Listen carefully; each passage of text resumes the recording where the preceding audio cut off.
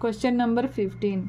The ratio between the number of sides of two regular polygon is 3:4 and the ratio between the sum of their interior angles is 2:3. Find the number of sides in each polygon. यहाँ पे क्या question बोल रहा है कि दो polygon है, to regular polygons है और दोनों का जो साइड्स है, नंबर ऑफ साइड्स, उसका रेशियो दिया हुआ है 3:4. तो हम लोग यहाँ मान लिए हैं let number of sides in first polygon, n1 side है मान लेते हैं पहला पॉलीगॉन में और n2 साइड है दूसरा पॉलीगॉन में.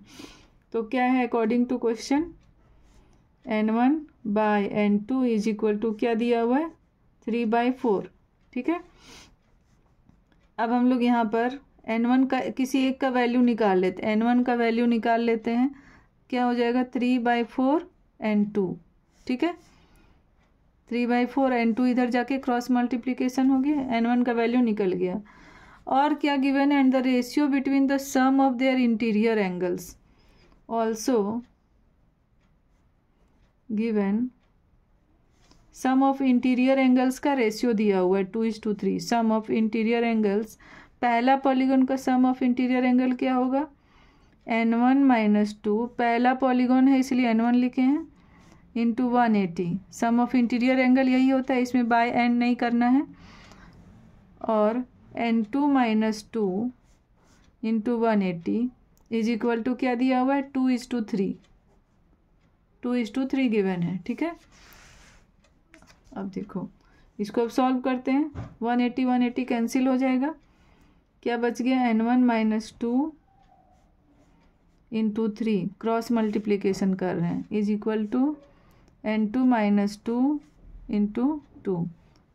अब इसको सॉल्व करो. यहाँ पर देखो ऊपर में n1 का वैल्यू निकाल के हम लोग रखें. n1 का वैल्यू 3/4 n2. तो यहाँ पर ये इक्वेशन में मेरा दो वेरिएबल n1 है और n2 है. एक वेरिएबल रहेगा तभी ना हम लोग सॉल्व करके उसका वैल्यू निकाल पाएंगे. तो दो वेरिएबल है तो दोनों रह जाएगा. जैसे देखो अभी हम लोग यहाँ करते हैं 3n1 - 6 is equal to 2n2 - 4. अब n1 n2 वाला टर्म एक साइड कर देते हैं, 3n1 ये इधर ले आएंगे, -2n2 इज इक्वल टू -4 + 6. ये हो गया. अब देखो हम लोग किसी का वैल्यू नहीं निकाल पा रहे हैं क्योंकि n1 भी है n2 भी है. अब हम यहाँ से क्या करेंगे, n1 का वैल्यू जो हम निकाल के रखे थे 3/4 n2, उसको n1 के जगह में बैठा देंगे. यहाँ 3 था पहले से, इंटू n1 के जगह में सिर्फ 3/4 n2 बैठा दिए और कुछ नहीं करना है हमको. बाकी जो एज इट इज जैसे है वैसे ही लिखना है. -2 n2 इज इक्वल टू 6 में 4 माइनस हो गया 2. अब यहाँ पे सॉल्व करो. 3 × 3 = 9, 9n2/4 - 2n2 is equal to 2. बस सॉल्व करते जाना है. एलसीएम लेना है यहाँ पे 4, ये हो जाएगा 9n2, यहाँ पे हो जाएगा 8n2 इज इक्वल टू 2. 9 में 8 जाएगा तो 1n2 इज इक्वल टू, यहाँ 4 इधर आके मल्टीप्लाई हो जाएगा, क्रॉस मल्टीप्लिकेशन 8. देखो n2 का वैल्यू आ गया. n2 क्या था, नंबर ऑफ साइड्स था इन सेकेंड पॉलीगॉन में. अब हमको निकालना है number of, therefore number of sides in second polygon is equal to 8 and number of sides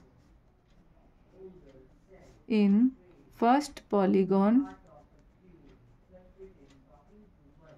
first polygon में क्या था n1 है ना, यहाँ n1 is equal to 3/4 n2 है, तो n1 का वैल्यू यहाँ बैठा देते हैं 3/4 n2. 3/4 n2 का वैल्यू तो मेरा निकला 8, 4 × 2 = 8, ये हो गया 6. इसका भी आंसर आ गया, ये वाला और ये वाला, दो आंसर हो गया.